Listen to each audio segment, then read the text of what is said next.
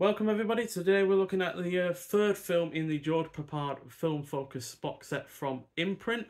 So this is 1970s The Executioner. So this is directed by Sam Wanamaker, who also directed the third and final film in Columbia Pictures' trilogy of Sinbad films, which was Sinbad and the Eye of the Tiger. And this is a Cold War neo-noir spy thriller clocking in at 111 minutes long. And yeah, once again stars George Peppard, as well as Joan Collins, who was in the likes of Tales from the Crypt, Empire of the Ants, and Warning Shot, as well as Judy Geeson, who was in the likes of 10 Rillington Place, Berserk, A Candle for the Devil, and Brannigan, as well as Charles Gray, who was in the likes of You Only Live Twice, Diamonds Are Forever. Yes, they're both Bond films, but he was in two completely different roles for both of those, as well as The Devil Rides Out, The Beast Must Die, The Legacy, and The 7% Solution.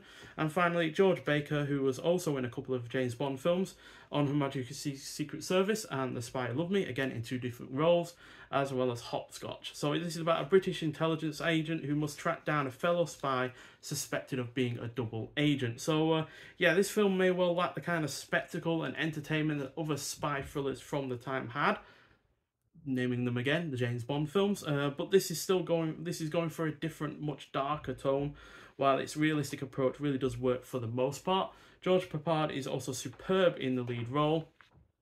The supporting cast is really good, the pacing is on point, the twisty plot is highly engrossing, the cinematography is on point, it is violent where necessary, and the score is great. Now sure, it is starting where it pretty much ends, as it has a wraparound narrative, so the beginning is the end and the end is the beginning, basically, which does sap some of the tension out of this, but that is my only major issue with this film, as yeah, I really do like it. And you can think of it as more slightly more polished and coloured version of The Spy Who Came In From the Cold, starring Richard Burton.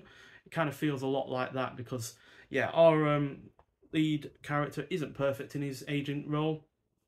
In fact, he gets one decision catastrophically wrong, although it does turn out that he was slightly in the right by the time the film ends. But still, yeah, he wasn't particularly in the right when it comes to doing what he did. So, yeah, unfortunately, there are no extras on this disc, just like there wasn't with the previous film, which was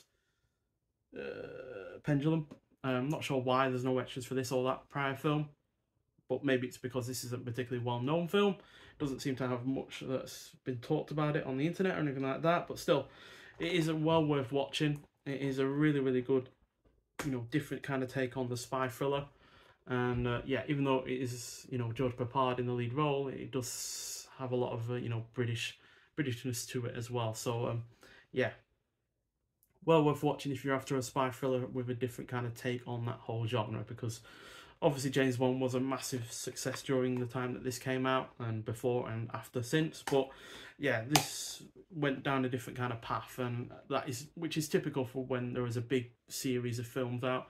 There's usually other films that come out that are kind of similar, but they do something different to set themselves apart, and this does that really well. And yeah, it's probably my second favourite out of the three that I've seen so far.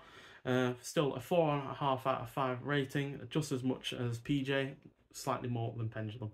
But nonetheless, thank you for watching. If you've seen this film before, I'd like to hear your thoughts on it, and I'll see you in the next one. Bye.